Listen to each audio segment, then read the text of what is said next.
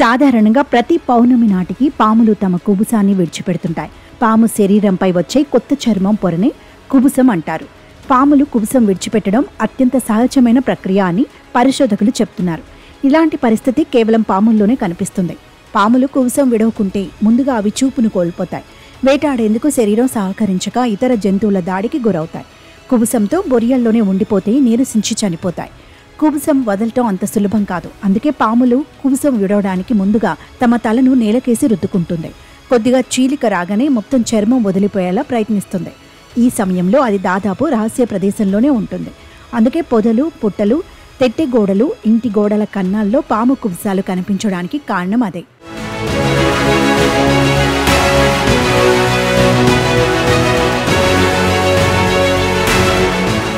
ప్రపంచంలో 3000కు పైగా పాము జాతులు ఉండగా దాదాపు అవన్నీ కుబుసం విడుస్తాయట.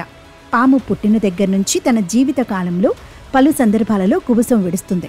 శరీరం పెరుగుతున్నప్పుడల్లా పాత చర్మం బిగుతుగా మారి అసౌకర్యంగా ఉంటుంది. అది వేగంగా కదిలేందుకు, ఆహారాన్ని సేకరించుకునేందుకు ఇది ఆటంకంగా మారుతుంది. అందుకే అది బిగుతుగా మారిన పాత చర్మాన్ని వదిలించుకునే ప్రయత్నం చేస్తుంది. ఈ సమయంలో రహస్య ప్రదేశంలో దాదాపు చీకటి ప్రాంతాల్లో సంచరిస్తుంది. వేటాడే అవకాశం లేకపోవటం వల్ల ఆహారం కూడా దొరకదు కాబట్టి ఆకలితో అలమటిస్తుంది. చర్మం వదులుకునే క్రమంలో చాలా నొప్పులు పడుతూ నీరసించిపోతుంది. అందుకే ఆ సమయంలో ఏమాత్రం అలికిడి జరిగినా దాడి చేస్తుంది. పాములు విడిచిన కుబుసానికి ఎలాంటి విషం ఉండదు. దానిని ముట్టుకుంటే ఏమీ జరగదు. పట్టుకున్న తర్వాత చేతులు శుభ్రం చేసుకుంటే సరిపోతుంది. పాములు కుబుసం విడుస్తున్నప్పుడు చూసినా ఏమీ హాని జరగదు.